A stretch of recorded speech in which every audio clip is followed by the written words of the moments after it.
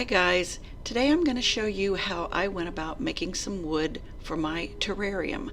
I wanted to have some of those pieces but couldn't find anything on the internet that told me how to make them, so I decided to wing it and just try something on my own.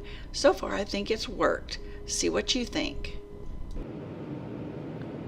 I don't know how well you'll be able to see this, but I have gone out into the woods and gathered some pretty wood pieces.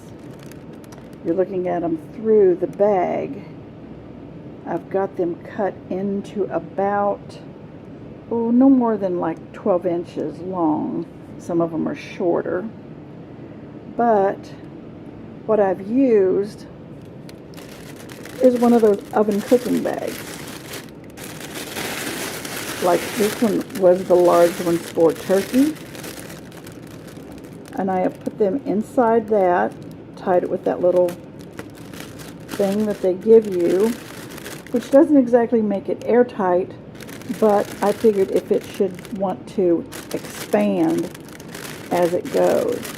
But these I put in the oven at 250 degrees for 3 hours. Might have been just a little more than 3 hours, but they appear to be just fine. There was absolutely no odor, nothing at all. So this is how I've treated me some found sticks out in the yard that I can put in my terrariums. I've got a couple terrariums that I would like to add some sticks to, something to simulate, as if there's a fallen tree. Now I've taken the little clamp off, so that could be reusable. But I've opened the bag, and I don't know if the camera is going to pick up the tiny little pieces of debris. I can't recognize anything as a bug, but let me pull out one of the sticks. Here's one of my finished branches. I think it looks really good. There's nothing on it, no varmints. It's just very, very dried. Now I'm hoping that it would grow moss or something like that across it. But let me lay this down. And a couple of the others were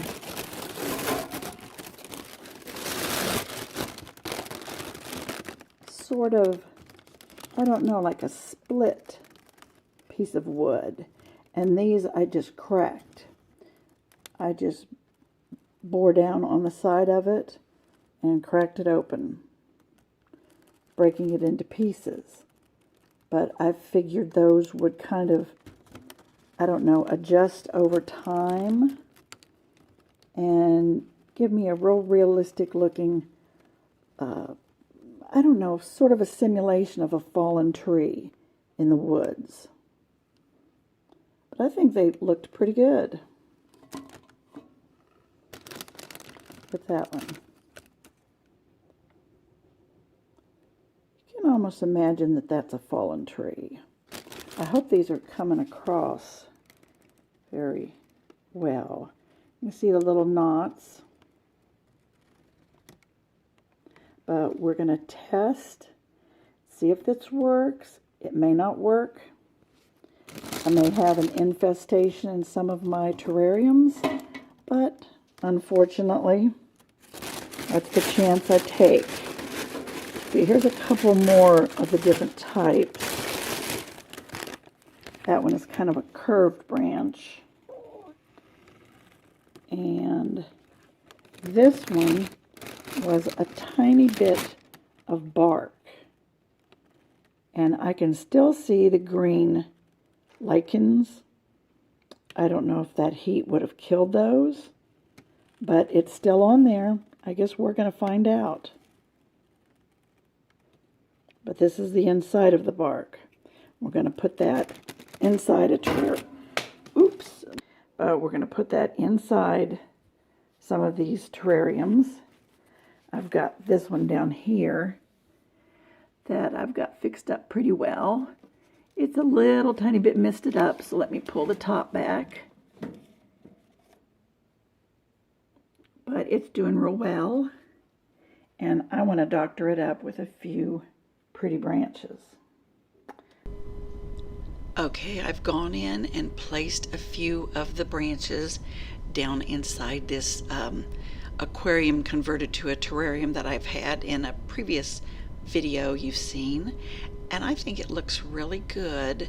I put that arching branch kind of going into the soil on both ends. I think it looks pretty natural.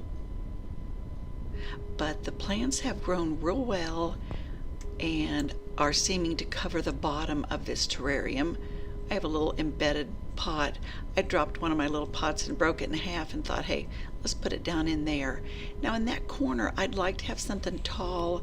I'm looking for one of those plumerosa ferns, but I haven't been successful in finding that yet. But I just want something tall for that corner.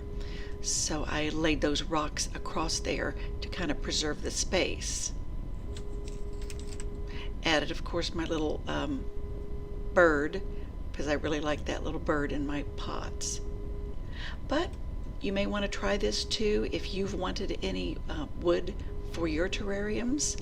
But thanks for watching today, and we'll see you again in another video soon.